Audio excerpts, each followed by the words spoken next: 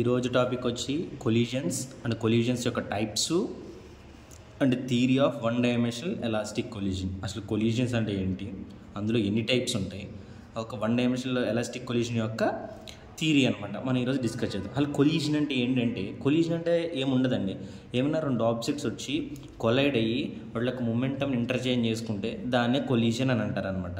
ఇక్కడ చెప్తే ఈ collision is an event. Collision అనేది ఒక ఈవెంట్ అనమాట, in which two or more bodies, ఏమైనా రెండు బాడీస్ కానీ అంతకుమించి ఎక్కువ బాడీస్ కానీ ఒక సిస్టంలో ఉన్నప్పుడు except forces on each other, వాటి యొక్క ఫోర్స్ని అవి కొంత మూవ్ అవుతూ వస్తాయి కదా, మూవ్ అవుతూ వచ్చినప్పుడు వాటి యొక్క ఫోర్స్ని ఎక్సెప్ట్ చేసుకోవాలి. ఎక్సెప్ట్ చేసుకుంటే దాన్నే కొలీజన్ అని అంటారు అనమాట. Each other is a relatively short time, with in short టైంలో వాటి యొక్క ఫోర్స్ని ఎక్సెప్ట్ చేసుకోవాలి, అంటే చేంజ్ చేసుకోవాలి, ఓదానిది ఒకటి ఇవ్వటాన్ని కొలీజన్ అని అంటారు అనమాట. ఇందులో కొలీజన్లో మనకు టూ టైప్స్ ఉంటాయి, elastic collision, inelastic collision. Elastic collision అంటే ఏంటంటే కనుక ఏదైనా ఒక సిస్టమ్, ఫర్ ఎగ్జాంపుల్ ఒక బాక్స్, ఒక సిస్టమ్ లాంటివి తీసుకున్నాం అనుకోండి.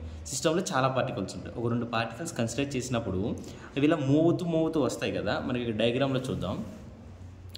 ఇది ఇలా మూవ్ అవుతూ ఇది ఇలా వెళ్తుంది, ఇది కూడా ఇలా మూవ్ అవుతూ వెళ్తుంది. ఇది వెళ్ళి దీన్ని బాంబేట్ చేసినప్పుడు, అంటే కొలైడ్ చేసినప్పుడు, ఈ కొలైడ్ చేసినప్పుడు ఏమైందంటే వీటి యొక్క మోషన్ అనేది ఇలా ఉంటుంది.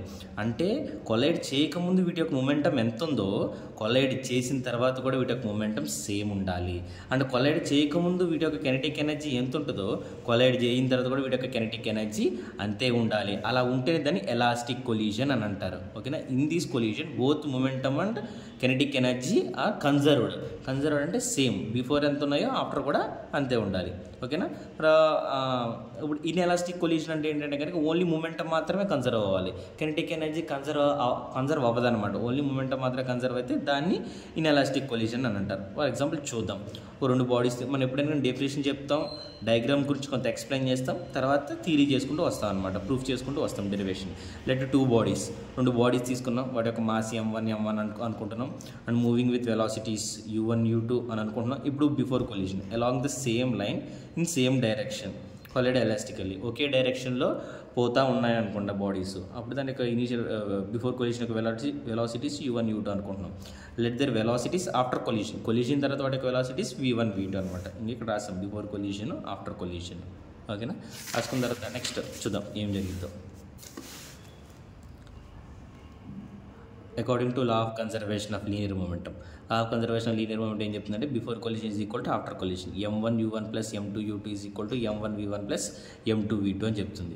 ఓకే. ఇట్స్ ఇప్పుడు ఏం చేద్దామంటే దీన్ని కొంచెం మనం డెరైవ్ చేసుకుందాం, అండ్ కొంచెం సింప్లిఫై చేసుకుందాం. సో m1లని ఒక పక్క రాసుకున్నాం, m2లని ఒక పక్క రాసుకున్నాం. m1 u1 కామన్ వచ్చేసింది, ఇది m2 u2 కాబట్టి ఇది ఇటు సైడ్ రాసుకోవాలి, దీన్ని మళ్ళీ ఇటు సైడ్ ఈ ప్లస్ ఈ టైప్కి వస్తే మైనస్ m1 v1, ఇక్కడ m2 v2 ఉంది, ఇది టైప్కి వస్తే మైనస్ m2 u2 అవుతుంది. ఈ రెండింటిలోంచి m1 కామన్ తీస్తే u1 మైనస్ v1, ఈ రెండింటిలోంచి m2 కామన్ తీస్తే v2 minus u2. This is the equation 1 అనుకోవాలి. ఇప్పుడు ఎలాస్టిక్ కొలీజన్ గురించి కదా వాటి అడిగింది, అంటే మొమెంటం కన్జర్వ్ చేసాం, ఇప్పుడు కెనెటిక్ ఎనర్జీ కూడా కన్జర్వ్ చేయాలి. మన కెనెటిక్ ఎనర్జీ ఫార్ములా ఏంటి, ½ mv² అనేది మనం చెప్పుకుంటూనే ఉంటాం. According to law of conservation of kinetic energy, ½ m1 u1 square plus ½ m2 u2 square is equal to ½ m1 v1 square plus ½ m2 v2 square.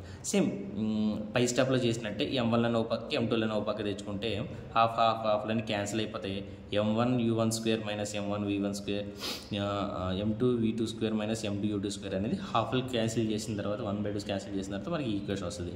So m1లను ఒక పక్క రాసుకుంటే m1 ఇటు రాసుకుంటే m1 కామన్ తీస్తే u1 స్క్వేర్, మళ్ళీ ఇటు తీసుకుంటే v1 square, మళ్ళీ ఇటు m2 కామన్ తీస్తే v2 square minus u2 square. This is the equation number 2 అనమాట. ఇప్పుడు మనకి మొమెంటం కన్జర్వ్ అయింది, కెనెటిక్ ఎనర్జీ కన్జర్వ్ అయింది. సో ఇప్పుడు ఏం చెప్తామంటే ఈక్వేషన్ 2/1 చేద్దాం అనమాట. ఈక్వేషన్ 2 డివైడెడ్ బై 1 చేస్తే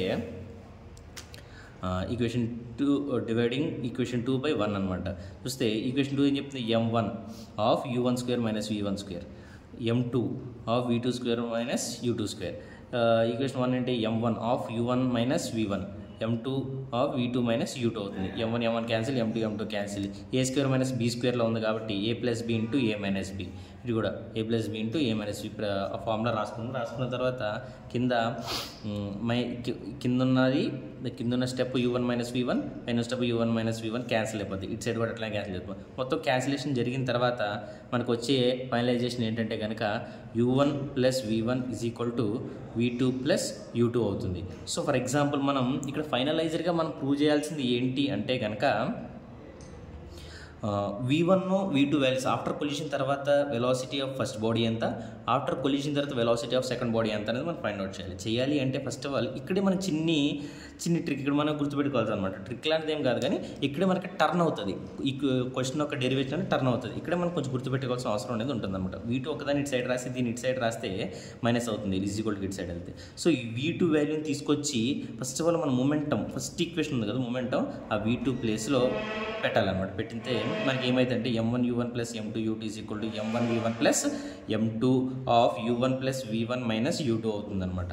తర్వాత దీన్ని మనం మల్టిప్లై చేసుకుంటే కనుక m1 v1 m2 u1 m2 v1 minus m2 u2 అనేది వస్తుందన్నమాట. ఇలా వచ్చినప్పుడు మనకి v1 కావాలి కాబట్టి ఏం చెప్తాము అంటే కనుక మనకి v1 కావాలి ఏం చెప్తాం అంటే కనుక v1 ఒక్కదాన్ని ఒక సైడ్ పెట్టి రిమైనింగ్ అన్నీ వేరే సైడ్కి తెచ్చేసుకుంటే కనుక మనకి ఇట్లా వస్తుందన్నమాట.